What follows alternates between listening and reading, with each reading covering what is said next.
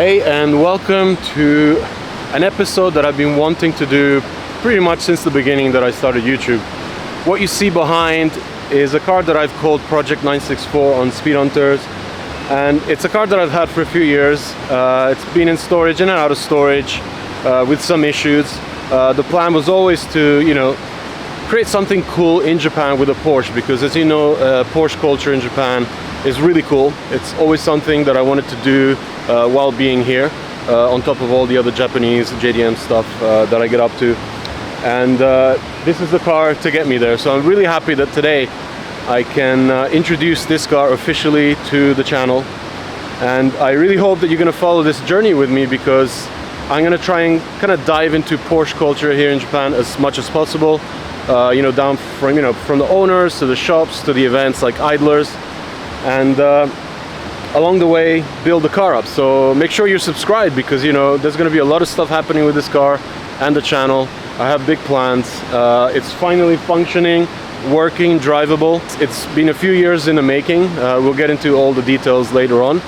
But to get things started, I wanted to come down here in the Yugawara area, just outside Hakone, to kind of take the car out for a drive and enjoy what air-cooled life is all about here in Japan.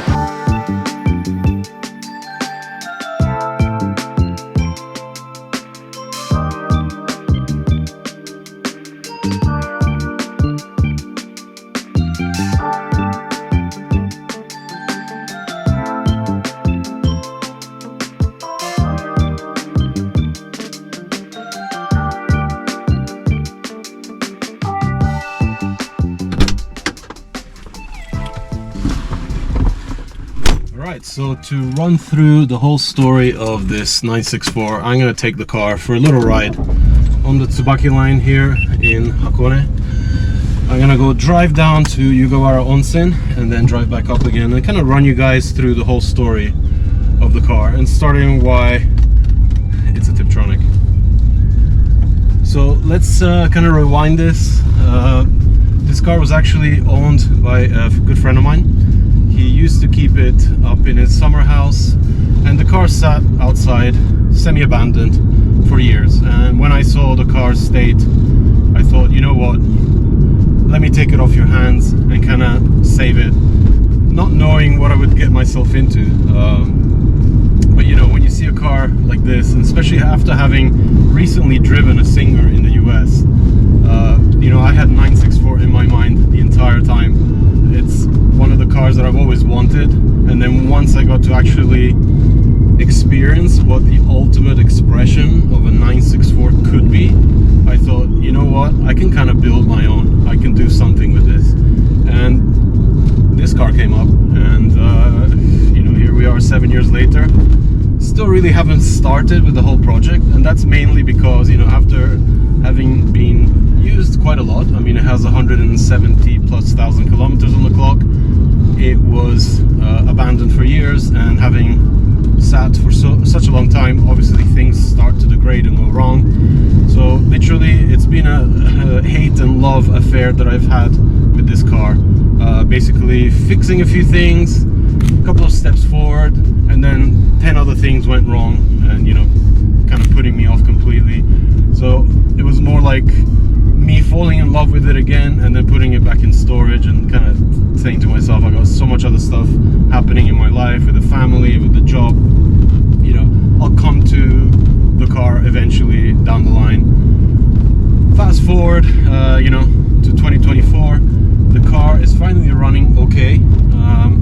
There's been a lot of ups and downs along the way, like I mentioned. One of the first things that was done to the car was to drop half of the engine down, so removing the two kind of outside engine mounts and replacing those, and at the same time redoing the tensioners for the chains on the timing, spending some time adjusting the valves, the clearances, and just getting the car to run right, just getting the engine, the mechanical part, to be semi-okay. The car was leaking like crazy. It was dripping oil from the heads onto the actual exhaust, so you can imagine the clouds of smoke that were coming from the back. It was concerning at times, let me put it that way. you know, with new gaskets, the smoking has been kind of reduced significantly. It does still smoke a little bit. I think it's mainly to do with the fact that there's like little puddles of oil being kind of like sitting for such a long time. They just need to burn away. Another issue, as you're probably noticing, I am sweating like crazy, and that's because the air conditioning has never worked. The previous owner did fix it twice. It ended up breaking again. I ended up reaching out to the ECU specialists that take care of 964 control units. So I actually sent this off to Florida to get rebuilt. So all the electronics on the actual control unit are brand new, like new circuit boards, new chips, new everything. There's even a new cooling fan back there. So I know the control unit is fine. There's something else along the system that's not working. You know, after much research, I kind of noticed that there's the electric air conditioning route, which I think makes a ton more sense, mainly because you can remove that massive compressor that sits and hangs off of the back of the engine and clean up the engine bay a little bit, because these cars are amazing, the engine's insane, but visually it doesn't really look that great. It looks like a washing machine back there, and the more stuff that you remove, the better it looks. So that's another thing that's on the long list of things to do. But you know, having the car drivable now, I've been actually enjoying it for a few days, and I'm just blown away at how comfortable it is. What an amazing highway car it is. The fuel consumption is absolutely incredible. You can get 750 kilometers of range with a full tank of gas.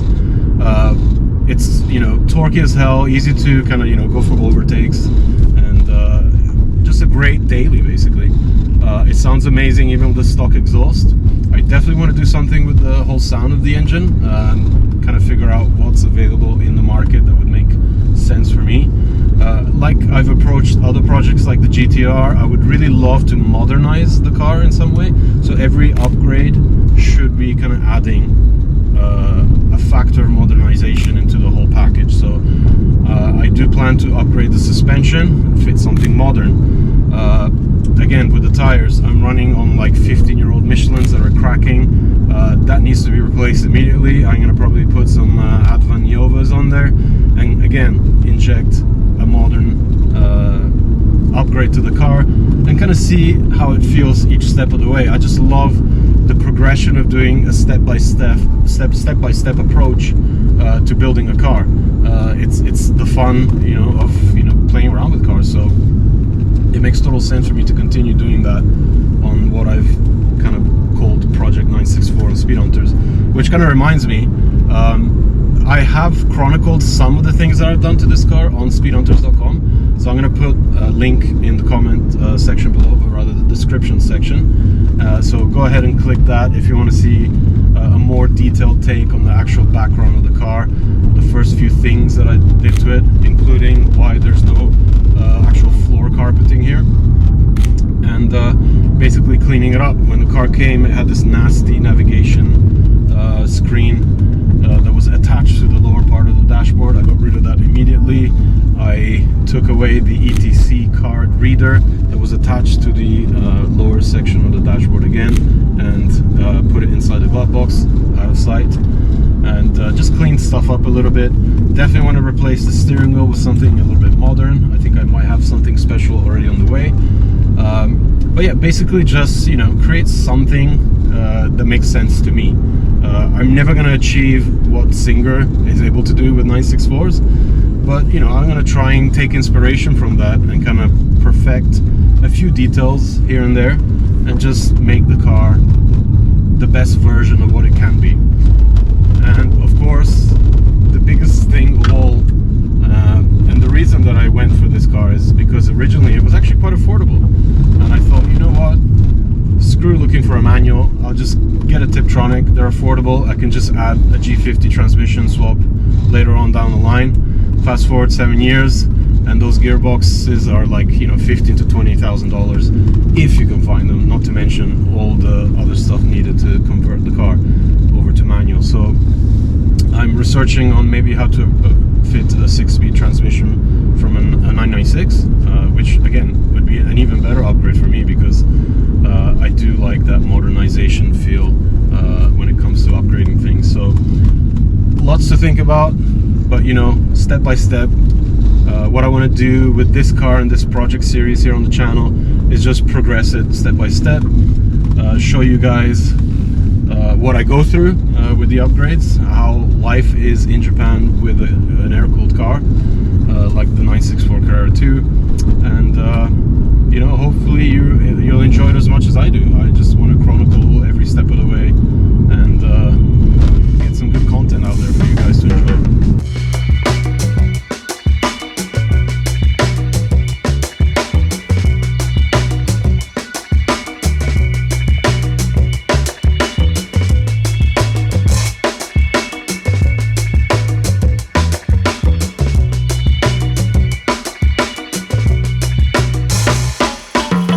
Alright, so I hope you enjoyed kind of discovering what this Project 964 is all about. I think there's enough time today for me to actually drive all the way up to Kashiwa and go and see Nakai-san, because I actually heard he's just returned from his builds rather in Malaysia. I think he did 6 cars in one sitting, or rather in one trip. And I just want to kind of show him the car. He knows that I've had the car for a while, and I'm kind of exploring things to do with it, and maybe he can give me some advice of what, you know, I can do with it. Maybe some tips and tricks that I can use to, you know, fix it up, clean it up, and just get him working correctly. And possibly maybe even investigating what an RWB conversion will actually entail. I know there's like a crazy waiting list now, and the thing with me and the Nakai-san is that, you know, I was pretty much one of the first guys to cover what he was doing here in Japan back in the early 2000s, and I've always had you know, a personal love with those cars. Seeing them for the first time in Tsukuba always kind of inspired me. I always thought it was such a Japanese approach to kind of doing a car. Obviously taking inspiration to how the Germans did it with their works cars, but kind of pumping every aspect of that look into something so unique, so special, that has just, you know, become so incredibly popular around the world. And as we do that, there's a Nitasha R34 sedan next to us. It's just about to leave. So yeah, I'm just gonna jump in the car and drive all the way up to Chiba. We gotta pass Tokyo. It'll be a couple of hours to get up there. Hopefully we get in time, because actually tomorrow he's leaving. He's off again for a few more builds, Italy, UK, and then off to New York. He's a crazy busy guy, and that RWB conversion has become so popular. It's become a true fashion to kind of approach cars like the 964 with, and of course it's a 997 too these days. So yeah, let's jump in and head up to Kashiwa and see if we can have a chat with Nakai-san.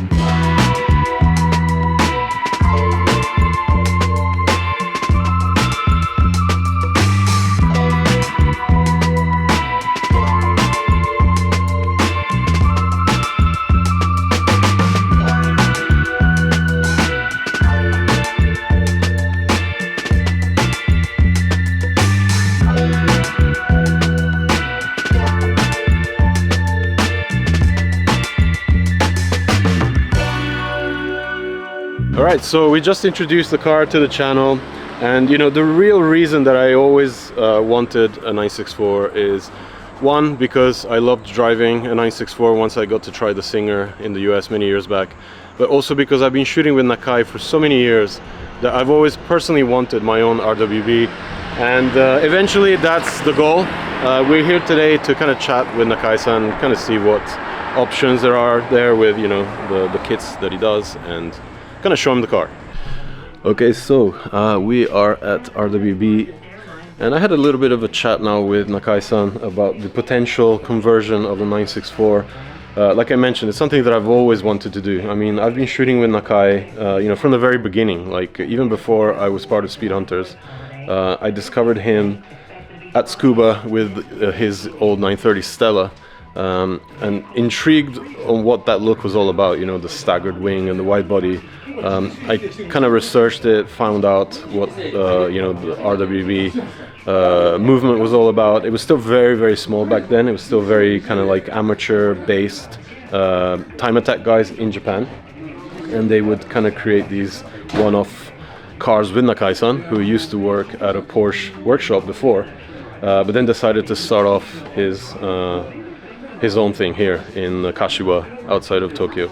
And being part of the whole rough world thing with his own Achiroku before he got into Porsches, I just loved how he transitioned from a very Japanese thing to a very non-Japanese thing, but kind of injected his own kind of vibe into things. And now look at what he's created. Like, he's literally just come back from Malaysia after building 6 cars. He leaves tomorrow to do like a European trip, starting in Italy, UK, and then on to New York.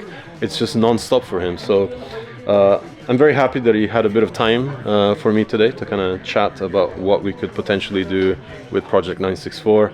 So my thing with, wanting to do this kind of very big project for me, I mean, it's something that I've aspired to, and it's taken many years to kind of piece together. But the main thing I wanted to do is create an RWB build that was actually done here in Japan. Like, you see a lot of builds around the world, and I always feel that if it's done here in Japan, it's just that little bit more special.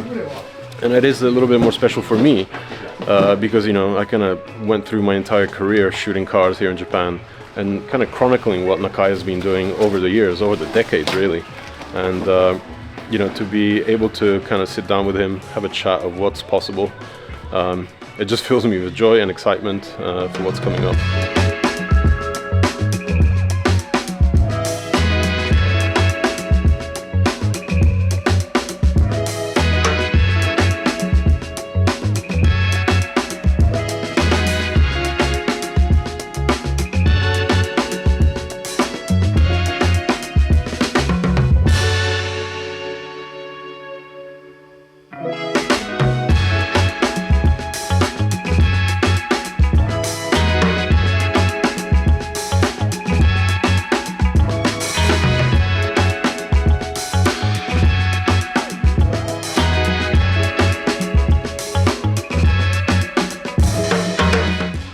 As Nakai drops off a ton of 997 and 993 rear spoilers, I'm just gonna go back outside to kind of have a little wander around the front of the shop, because I haven't been to RWB in a couple of years. I did spend a bunch of time with Nakai probably 4 or 5 years ago now, when he was developing the 997 wide body kit. Over the COVID years, I spent a few nights with him here as he was kind of like fine-tuning what that aero kit was going to look like, kind of looking at the whole kind of fitment, especially the rear fenders. And it's really cool that, these cars since then have really picked up. I was just talking to him now, and he mentioned that, the 997 and the air-cooled are pretty much 50-50 now. So he's building pretty much one air-cooled to one 997, which kind of means that people really have accepted the 997 look completely. I mean, it's pretty much around the world now that these cars are being built, and it's it was a really big privilege for me to actually sit down here with him and do a proper Speedhunters story during the development of that kit, kind of like seeing the process. I always wanted to see the process that went into creating these cars. I know a lot of people say, he's just doing over fenders on cars, but I think it's an art form, the way he does it. He obviously took inspiration from, the GT 1 and 2 race cars that Porsche used to run, and just kind of took that approach of cutting fenders and adding over fenders to the extremes, and giving, his own look and take. And creating cars that not only are very aggressive and look amazing, but they're actually drivable. Like, I've driven quite a few RWBs in my time, 964s, 993s, 997s, and they're totally drivable. Like, you don't scrape, you don't rub, you can drive anywhere, you can up and down ramps. It's all been like thoroughly tested that, you're creating a car that you can actually get away with using every day. And that's what I plan to do with my car. Like, if I end up doing RWB with the 964, it's a car I want to use. You know, it's what's the point of creating something that you're going to keep in a garage? You know, and I've spent a little bit of time over the years with this car, and it's quickly become one of my favorite daily runabouts when it actually runs. So if I ever do end up doing an RWB conversion on the 964, you can rest assured I'm going to be using the car as much as I can. That's the whole point. I plan to take my kids out with it, you know, and just use it, enjoy it, go for long drives, and hopefully along the line we can also do a manual swap. Who knows? We'll see how we go. But yeah, it's exciting. It's always exciting when you kind of finally get to start a new project. And you know, I've been waiting so many years and spending so much time and money fixing this car up to a point that I can say it's actually drivable, it's ready to go. It's a special time to kind of, you know, start thinking about what we're going to do with it. And the cool thing is here, I spot the Speedhunters sticker that has been here for, God, 15 years now, if not more. And even the Discovery Channel sticker. So if you don't know, back in 2012 I did a show on Discovery called Auto Artisans, which was kind of following the real artisans of Japan, of course car related, at that time. And I ended up spending a lot of time with Nakai-san at his workshop here as he was crafting cars. I joined him at the Idler's 12-hour race in Motegi, which kind of led me after that to kind of actually drive in that race. I think I did it 3 or 4 times. One of them with Larry. It was a really fun shoot to do on Speedhunters because we actually called the story shooting and driving you know, an RWB car at an Idler's race. So okay, I had no idea Nakai-san actually built a GT3 RS 997. One of 3 actually. And it's gone super wide back here. This is one we definitely have to take out in the future when he's back and do a proper story on. It's really cool after so many years that I haven't been here, just to see what a super chilled man cave this continues to be. You can just sit down and just look around, take in all the details. There's so many details.